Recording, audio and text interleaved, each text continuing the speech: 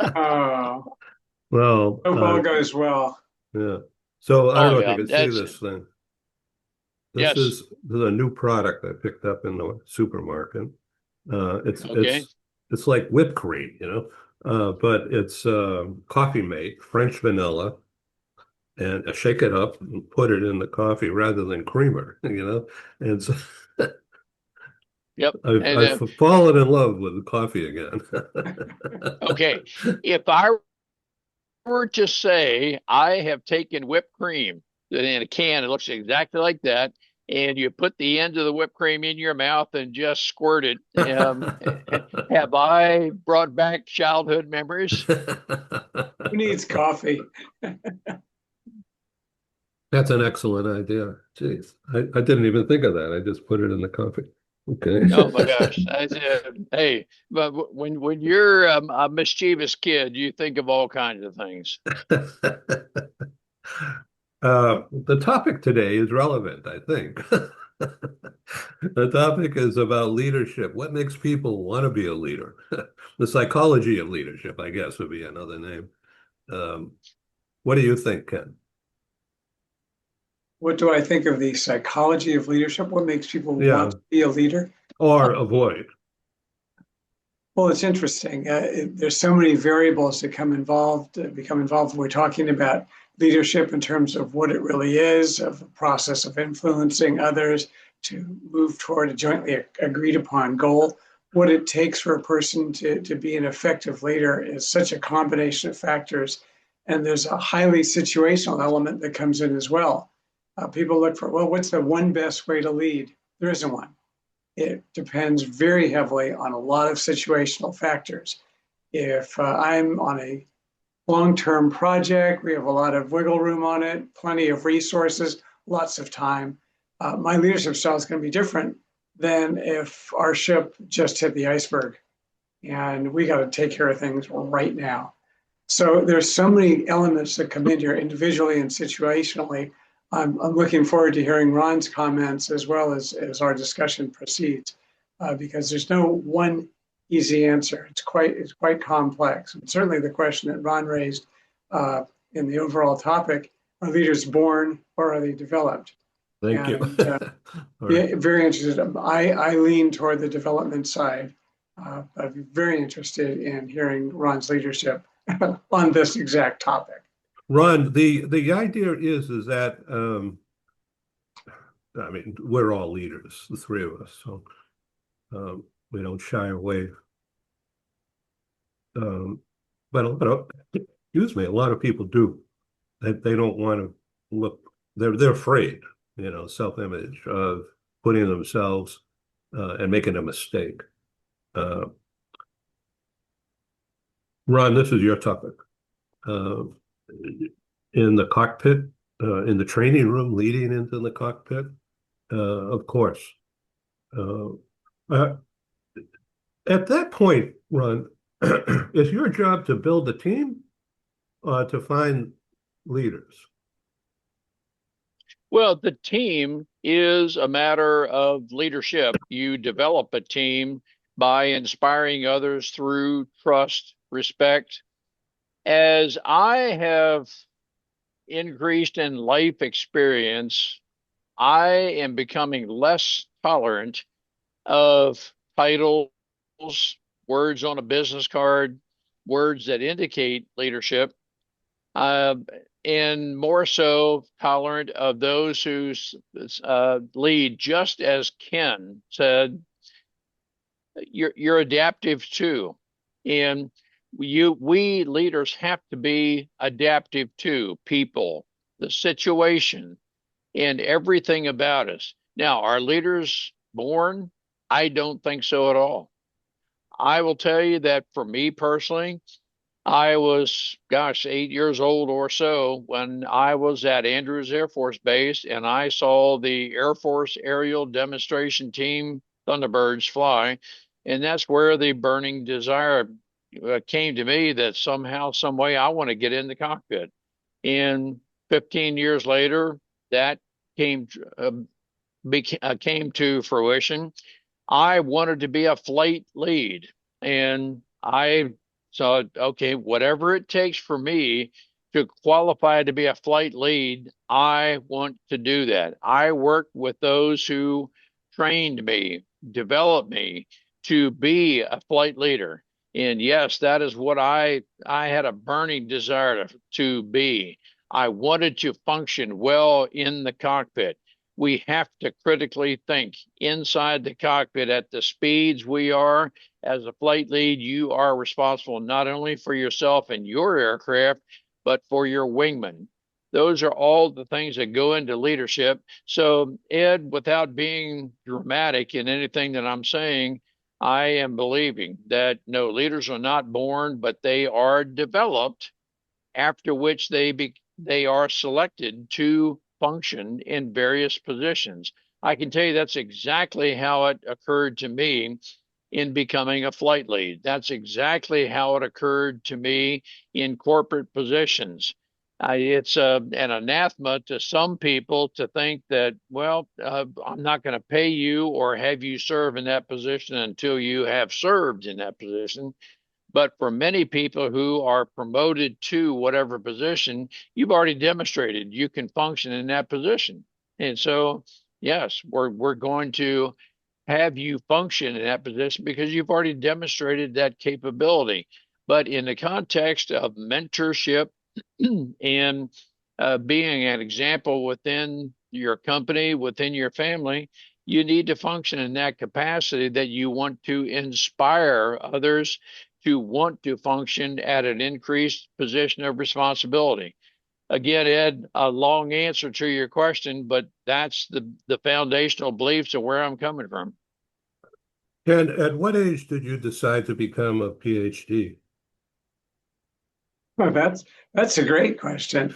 That was probably when I was 20, 21 years old, coming out of undergrad, and thought that it would be effective for me to have advanced training in the field I'm interested in order to proceed, whether teaching or researching or consulting or managing, just to gather as much as I could along the way and open as many doors as I could with that training. It was not a burning desire from being as a child, but I think being exposed to various PhDs at Berkeley undergrad, some very impressive individuals whose lives I thought were really put on a much greater trajectory by having that kind of advanced training was an interesting thing to pursue. I had thought about law school, and I just did not see a good match for my personality with that field. So I had even applied to some law schools and even gotten in. But when push came to shove, I thought, no, that's not really what I think is going to be the best route for me. So I was 8, something like that. I don't know. I grew up as a kid just on the living room floor, glued to TV. And what was on TV? Well, cowboys, Lone Ranger, that kind of thing. Gene Autry, Hopalong Cassidy. I didn't want to be a cowboy though. what what I liked was the news guys, uh, close-up cameras, uh, master of communications. And at that same stage of life, I also had a stutter. And I want to say my dad had a stutter also. But, and so uh, I'm sure that's where it came from. But the I needed to conquer that. And it took time. And I still have episodes, but for the most part, as you can tell from doing 1,300 broadcasts, so in the last 6 years, it's not there anymore. Problem solved, of course. So we're talking about different kinds of leadership, Ron. What did you have in mind when you sent that topic to me? Well, what I had in mind is functioning, performing at a level that is wholly satisfying. My hope is, and I think we've each, the three amongst the three of us, we have stated that being a leader is not intended to be self-satisfying. It is gratifying, it is fulfilling, but it is not to place us in some sort of position. Dr. Ken Lloyd is a doctor. He pursued his PhD because it sounds as if there were some others who inspired him to do that, that he felt that his learning at the PhD level could satisfy a talent that he clearly has.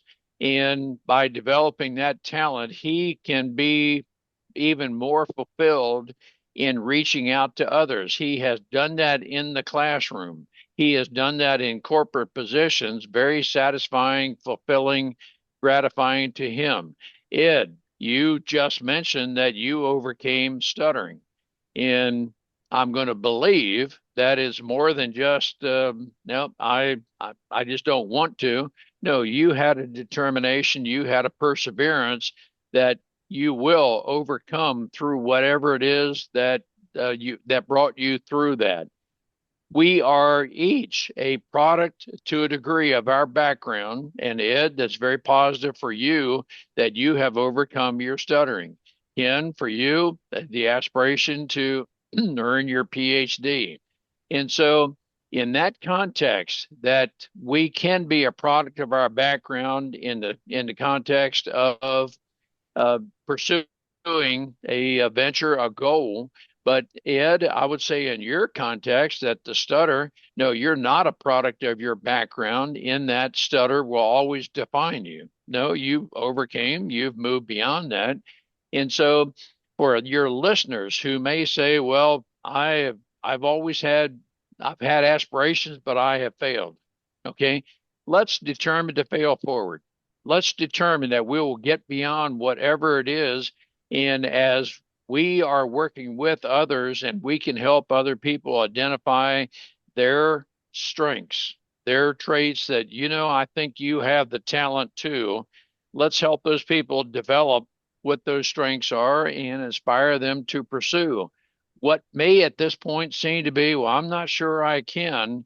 And once we help overcome whatever limiting beliefs we have about our confidence, we can, in fact, achieve whatever it is that can be a goal that will serve a greater purpose in our life.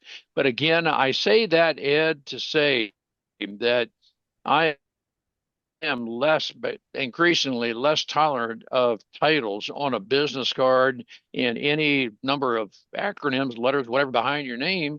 But I am more impressed with those who are very confident in what they do. And as you speak of, and as you act out, and as you are, that belief that you have, and that leader with confidence, you will inspire others to follow you, and others will want to become who you are. That's a lot of what I think leadership is.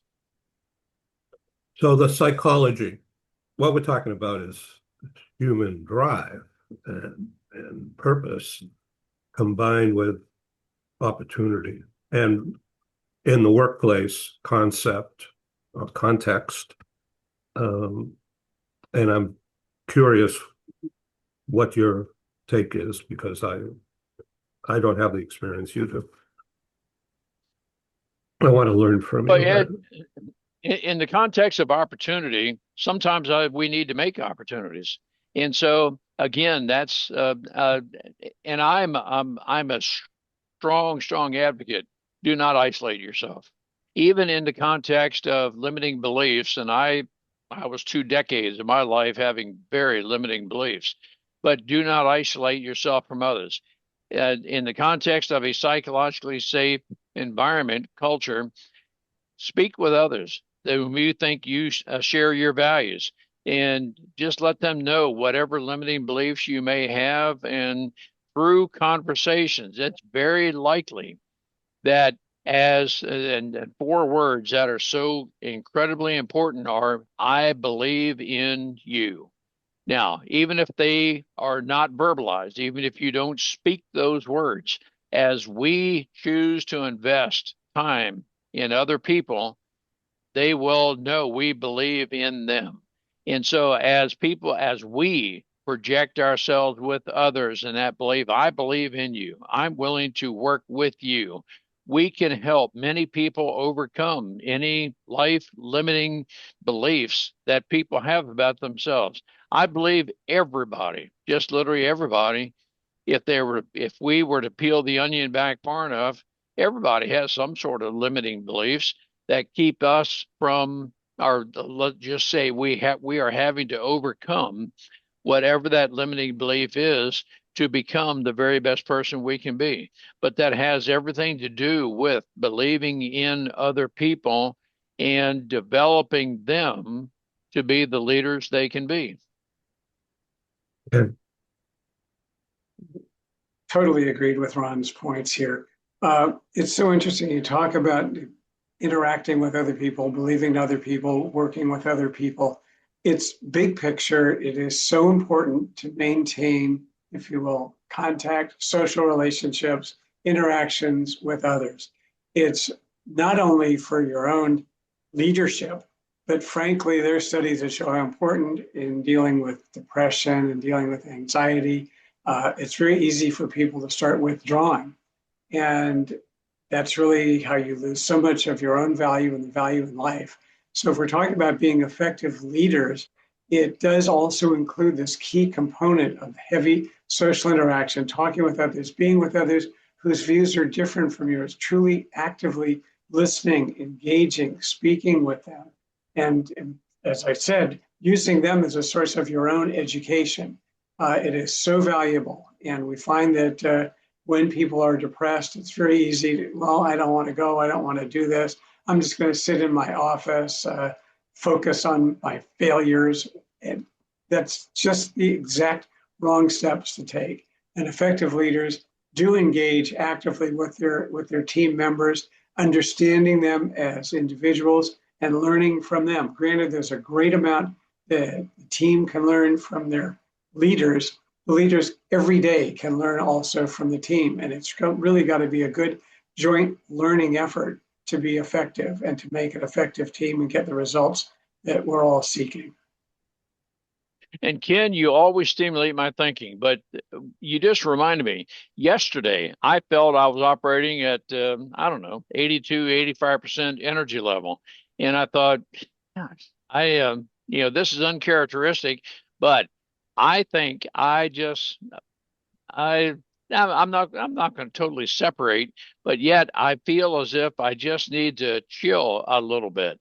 Now, as good leaders, was I in a temporary situation, or was I in what may be representative as a larger context?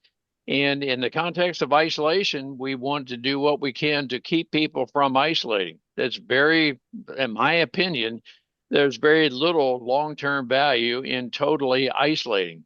But yesterday, I just felt, okay, I'm all right if for the next couple of hours, if I'm just alone. And, I don't want to answer the phone, don't want to do anything.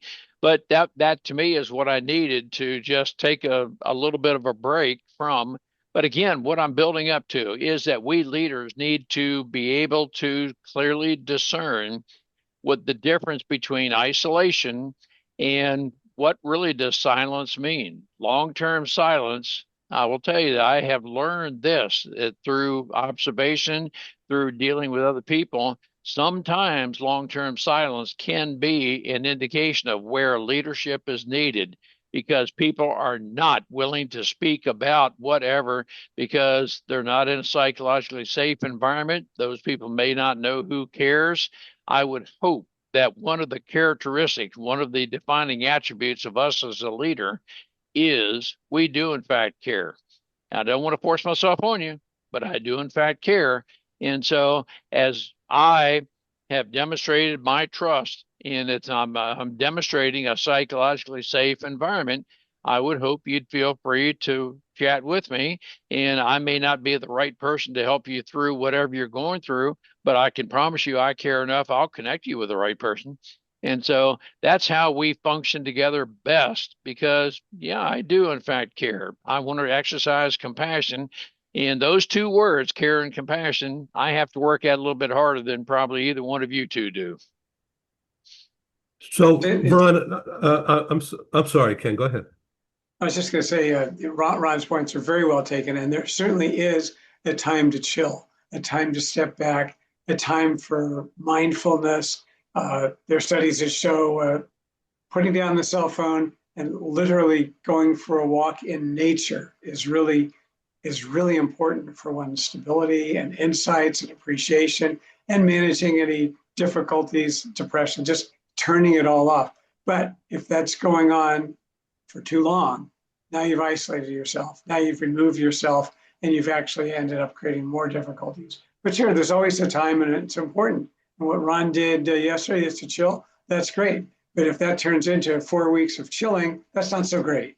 So we do need to step back, take a deep breath, look at what's really going on, recalibrate, and that's helpful and healthy. It's when we isolate ourselves and go into that state of isolation that we end up creating difficulties for ourselves and for those around us. And right on, Ken. And I'll say that we as leaders need to know individually the Kens, the Eds, the others in our sphere of influence, what is it that they do best for R&R, rest and restoration, because it may be that, hey, Ken, tell you what, why don't you take the rest of the afternoon off? And I'm just going to say it because I see it. And so that is to me is an aspect of care and compassion. And I would hope you'd be able to say, Ken, wow, Ron, it's just the way we function best with each other. I'm not trying to seek positive words, but it's yeah, Ken. You would say, oh, wow, Ron, you saw exactly what I needed. Thank you for seeing that. Yes, boy, 2 hours off early. That man, I'm now totally refreshed. So let's talk about human behavior. I mean, people behavior within a team, within at work, and rather be working remotely, which means isolation, nobody around, having to do with work. You're in a group. People behave differently in a group.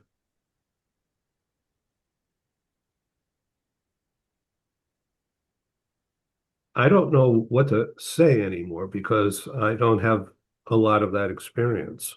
When I have been within a group, it is in a live conference, meetings, and events that I produce and lead.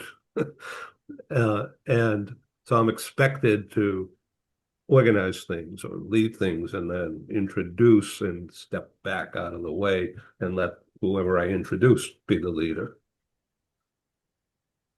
Do you know what I'm talking about, Ron? How do you get an individual to be confident enough within a group setting so that they could work within a group setting? Well, Ed, I'm going to tell you that a couple of thoughts come to mind. I would say first and foremost, the fact that I am a remote worker does not equate to being isolated for me personally. Okay, I want to give you just a very brief example that Marty and I are totally different in a work environment. When Marty is by herself or when she wants thinking time, she wants to be alone and say, okay, I'm fine with that. Now with me, I can be right there with her. In fact, there are many times I'll have the headsets on, I'm listening to music, but I'm doing research. Marty couldn't function that way. And what I'm building up to is that they're different people, different personality styles, and so the fact that I am a remote worker, okay, I would say maybe Ed and Ken for the next 3 hours, just don't call me, and I need this time to think. I am on the computer and I work best when I am mentally focused on one thing alone. And when I'm there for the next 3 hours, that's where I want to be because I can totally focus on. And now, after that 3 hour period, man, let's get on the phone, let's do whatever. But to me, isolation in this context is, you know, Ed, Ken, long term, I really don't want to associate with you very much. I just, you know, I'm a loner. I'm a total loner. And when we get to that point, that is functionally for me as a leader. I can't force you to do what you don't want to do, but I want to be very aware that you socially want to totally isolate from other people, and there's a root problem to that for those who choose to be that way. Now, I'm working with several people who are uh, introverts or they're behind the scenes kind of people, and I want to respect that. But I can tell you that many times when I'm with these alleged introverts, they end up doing more talking than I do because I just want to listen to them. And they feel comfortable when I'm in their presence, and I'm not trying to edify myself. That's not my point at all. But Ed, what I'm trying to say is that it's to me, it's very different working remotely in the context of isolation, but we need to be aware of how people function best. And it is a matter of personalities. And Ken was so right on target, adapting to everyone. I don't want to force you to be something and some person you're not, but I will adapt to your strengths and your personality. That's a lot of what effective leadership is about. Ken, I know you're going to have a lot to say on that. And what comes to my mind, and then I'm going to get out of your way, is um, how do you deal with people within a work environment, in an office setting where people are present rather than remote? Everybody's different. How much time do you spend as a leader, as an executive, uh, training and development on an individual basis or on a group basis? Well, it's interesting. As a leader, it's important to recognize that all of your behaviors are training your employees. They're learning not so much by a sit down session, we're going to talk about the 5 steps of leadership, but rather, how do you lead? How do you interact? What kind of trust do you show? How much respect are you showing? What happens when the pressure is on? How do you handle it? How do you deal with them? So to recognize that informally, we're not trying to be teachers per se, but informally, all that we're doing as leaders is having an impact on them. There are even studies that show that the leadership behavior of people who've been in the workforce for a number of years closely mirrors the leadership of their very first manager. There's that learning going on. And to recognize that, certainly we can have educational programs, we can bring in outsiders, have people go to webinars and all to learn various aspects of leadership. But we, as the so-called leaders, are the key trainers for these individuals in terms of how to work, how to approach the job, how to lead, how to deal effectively with people. And if we are not handling that well, if we are isolating ourselves, they're not learning. Or what are they learning? Well, as a leader, you isolate yourself. That's what this person's doing. I guess that's how you do it. Because a lot of people will come into the workforce without great leadership training, if you will. And it's not just going to come from sitting in a seminar or a classroom. It's going to come from the leaders to whom they're reporting and whom they see in the organization. So, Ron, many times you've talked about not denigrating people. And this is where a leader, Ken, this is where a leader's personality is taking charge. And of course, the role of that leader within the organization from the view of the employees. There's so many things going on in that kind of a balance. How does how am I supposed to behave? What is expected? Just to be who I am, I guess. But Well, and Ed, there's a multifaceted response to your question from my perspective. And that is, I'm not going to try to make you behave in any certain way, but I will say that in terms of values, Ed, a part of our company is we will not denigrate each other verbally through social media. That won't happen. And so that is a value. That's a core value that we have in this company. And if you feel you must have the right to denigrate me in any way that you choose, I would say that, okay, constitutionally, you have the right to do that, but you will not have the right to do that in my company. Now, I am aware of very recently, I viewed a videotaping of a city council meeting where one person verbalized that I have the right to say whatever I choose to about other members of this city council on social media. Of course, she was very divisive in her denigration of other people. Now, she's in an elected position, and without a recall, I don't know that she can be replaced, except through another vote. But if you're in my company, I'm going to tell you that I have the right to terminate you if you persist in denigrating other people. We do not behave that way. So that's one thing. But now, Ken, I want to adapt to your personality. Ken, I mean, Ed and Ken spoke of that very early on, that the various personalities. I'm an extrovert and I'm a task oriented person. Therefore, care and compassion, I have to work at it a little a little harder. But there are various personalities. There's some who say, man, just bring the data into me, put me in a closet, and I'll function all day long reading the data. And there's some other people who say, man, I can't function without, or I function best when I'm in a group of other people. And some other people will say, well, I don't need to be more than one person at a time. What I'm alluding to, Ed, is that we need to understand and be willing to adapt to various personalities. And I'm not here to change you. I just want to learn your personality such that you know I respect you, exactly who you are, how you function best.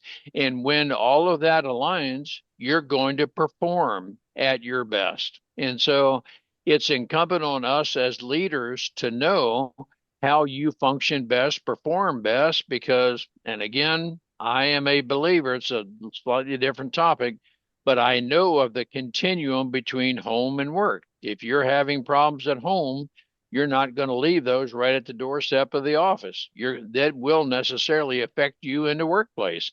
As an effective leader, I will never force myself on you, but I just want you to know that I care about what's happening at home because I know of that continuum. Much larger topic, but that's all a part of the care and compassion that we as leaders must have. and is it my responsibility, me as your employee, you can picture that role playing for a sec. Is it my responsibility to tell you that I don't understand what to do? Help me. Oh, I would encourage that. Again, you talk about psychologically safe environments. We want our employees to come to us with any questions, whether it's about how to do the job, how to carry out this more effectively, dealing with other employees, and even particularly with today's younger employees, they're interested in our showing concern, if you will, for their mental health, the stress they're experiencing, the anxiety, the difficulties, the adjustments. And to let them know we want to help. Anything that we can do is certainly in our greatest interest to help them through their jobs and through their job. And importantly, this whole concept of denigrating people is 100% way off. It's just never to be done. I totally agree with Ron on this. If there's a concern about somebody, don't ever focus on personality. You're really lazy. You don't have any drive. You don't have any get up and go. All you're going to get is defensiveness, anger, resentment, and certainly a decrease in productivity, if not somebody walking out. Instead of personality, talk about performance. Instead of saying somebody's lazy because they're coming in late every day, let's talk about, hey, here's how the job works. I want to make sure you understand it. That actually we need everybody here at these hours. And here's instead of saying you're lazy, you're not committed, stay off of personality. It never has a positive impact. People don't want to hear it. It creates a negative environment, a negative culture. Totally agree with Ron. It's a very important message of leadership. You want to help people, help them learn and grow and be more effective, but lecturing them on their personality and denigrating who they are and how they function personally is going to do the exact opposite. So those are it just ties in with what Ron is saying. Denigrating people is out. And if I have someone reporting to me that's denigrating someone else, I will talk to them, but I will not deal with their personality, deal with their behavior. So would you, And I will, excuse me, just to sum up and move on, because we're 8 minutes or 9 minutes away from 8:45 my time, 11:45 Ron's time. Ken, you wouldn't castigate me in front of other employees. You would do it privately, right? I didn't like the word castigate, but there's a performance issue. Yeah, it's much better to talk about it in private as opposed to in front of the whole group. Certainly, if you want to give people feedback in public, it's great to do, provided that you're giving them recognition. Hey, Ed did a great job on this project. Did you see how? That's fine, public recognition. But if it's going to be feedback of the kind where we're not fully satisfied with various aspects of performance, that is best handled and appreciated in private and in confidence. Ron? no, I'll just say in the context of, is it your responsibility to tell me, Ed, any number of our employees may not feel comfortable. Yep, you've done everything you can to create a psychologically safe environment, but man, this may be a very personal topic they don't want to talk about, and it may be one of the first times that they feel they're divulging perhaps a weakness about themselves.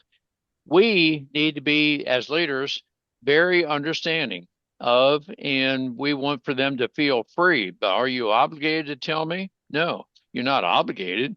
I would hope you feel free, as Ken was saying. I hope you feel free to tell me, because again, I know that if there's something troubling you and it's working in your subconscious or quote the background, it's going to keep you from performing at your peak potential. So I want you to know what deep down in your heart, and I hopefully project it with the way I say things, the way I conduct myself. I think it is a matter of confidence in which I speak, that I exude that confidence of what I'm saying. There's no doubt in your mind, I do care about you. I have compassion for you. I would hope you know that over a period of demonstrated performance, that yes, I do, and you feel comfortable, and you know I'm not going to use this conversation against you in any way at all and castigate. No, never, never would I. And so you need to know with certainty in yourself, Ed, in the form of your question, that no, I'm not going to castigate you with this conversation. But that's a matter of trust that we develop over a period of time. And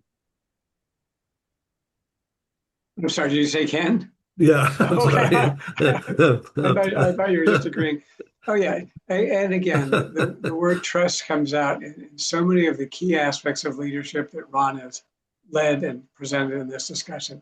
And trust has to be there. And there's no such thing as kind of trust, sort of, various degrees of trust. It's either there or it's not. You don't kind of trust someone. No, you don't. That's distrust. So it really has to be true, full, genuine, consistently demonstrating and showing behaviors that indicate and point to trust. And we want our employees to sense that they are trusted and for them to trust us as well. And that will make whatever leadership we provide, whether formally or informally, that much more compelling and effective if they truly trust us. If they don't, what we're doing as leaders is not going to resonate with them much at all. We And have I'll about tell you, 4 minutes. Ron, I want to turn this over to you and talk about this topic and the cooperculture.com and how it fits with you. no, thank you, Ed. I will tell you in the context of trust, Marty and I are very different. We are two different personalities. On the DISC personality scale, Marty is an SCI. Represents supportive, but personal relationships. She will need to see anybody demonstrate, who knows, over a period of several weeks, maybe months, that she can trust someone. I am totally different. I'm on a 10-point scale. I'm going to assign you a 10 right away because I want to trust you, and you'll have to back yourself away from that. We're two totally different people. Marty's not wrong. I'm not wrong. It's our personalities. It's who we are. Now, how can we know when to trust somebody? Well, it's a topic of conversation. And so, in the context of our leaders developed, yes, I think leaders and leadership is developed. We in the Cooper culture train just that way. And thank you for the opportunity to say that, Ed. But we work with those businesses whose values are aligned with everything we're speaking of right here. And there may be some leaders listening, watching right now who are saying, our team cohesion is just not there. We're under one roof, but our teamwork, our belief in each other, our trust with each other is we're just we're only on about maybe a 6 on a 10-point scale. We can help you develop that because we need to determine what the underlying principles are, problems are within an organization. And it's almost always personnel related, leadership related in some fashion. Nothing I'm saying is negative. It's just where the problems are that need to be identified and develop a strategic plan to get from where you are to where you want to be. That's in the kind of a simplistic format.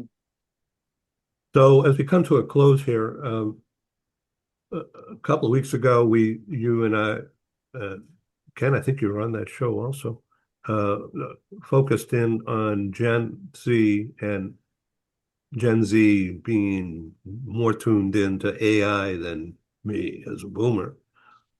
And you and I discussed the idea, like almost in a breakthrough moment, uh, quote unquote breakthrough, of understanding and discovery about how to use multi-generational and multi-talents within the workplace to change the nature of the company for the better and grow forward with a younger touch. And that's from Gen Z, trusting Gen Z members of your employee base to use their smarts and teach me as a boomer how to shape up, how to learn how to do this stuff and apply it. And that is the future of the company. That is a sort of a self-developing leadership training program, would you say, Ron? Oh, I think very definitely so. And I believe in reverse mentoring that the Gen Zs understand AI better than I do, but I'm learning that whatever question I have, speak to ChatGPT, Gemini, whatever AI vehicle you're using, talk to it as if it's a human being. And so I do believe that the I part of AI is an intelligence base. It's a database, and it can search through the facts that are stored in a computer faster than my brain can. But now the whatever response I get from AI, now the human brain takes over. That what am I going to do? How am I going to process this? How am I going to work with the Kens, the Eds, the Bobs, the Lindas of my organization? How do I put all that to work in a practical way that we are people speaking with each other? Computers are not going to speak to people the way people to people will. That's my view of how AI can help integrate and help us develop relationships so that we work very effectively as a team. So as the owner, as the leader, the squad leader, if you will, Ron, you would tell the Gen Z people that you trust them to take this lesson planning and teach others in the organization how to do things that aren't being done utilizing a Gen Z AI approach and trust it, perform. Yes, but I would also ask AI, okay, I want to demonstrate trust. How would a Gen Z interpret what I'm saying and doing as trust? That may be different than this conversation right here. So the way I demonstrate trust to a Gen Z may be very different from a boomer. So I'm saying to myself, okay, I want to adjust. That's how I develop myself and other leaders to the different generations. That's my approach to it. Dr. Ken, did we achieve what we set out to 40 minutes ago? And more. I definitely think so. Thanks, Another guys. excellent discussion. Ron, thank you so much. Yeah, Ed, same to you. thank Well, you. thank you, Ken and Ed. It's always a great opportunity to stimulate thinking. Thank you. Global TV Talk Show welcomes your feedback out there, people. Reach me at editor, global business news at gmail.com. Your voice matters to us. Thank you. Thank you. Have a great day, guys. Be well all.